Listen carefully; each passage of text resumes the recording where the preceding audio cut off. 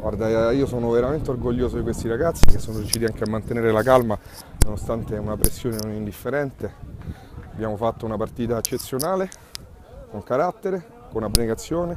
Tutti e 30 i giocatori della Rosa oggi vanno ringraziati, soprattutto chi stava in tribuna e chi stava a casa. Chi è stato in campo ha lottato per tutti i compagni e ha portato a casa 3 punti che saranno vitali e fondamentali per il proseguo del campionato in un campo difficilissimo dove credo ben poche squadre porteranno via punti. Complimenti agli avversari che hanno fatto una grande partita,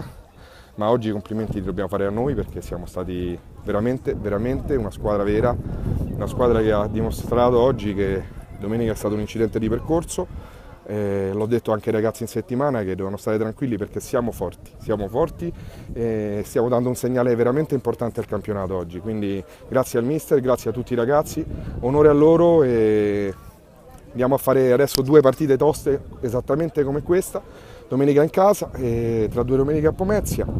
ma non temiamo nessuno, lanciamo un messaggio forte al campionato, non temiamo nessuno e ce la giocheremo sempre la morte con tutti quanti.